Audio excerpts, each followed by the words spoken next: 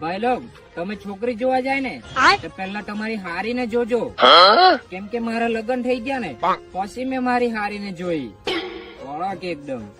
પછી મને એમ થયું પીઝા ખાવાની બદલે વડાપાવ ખાવાઈ ગયેલો.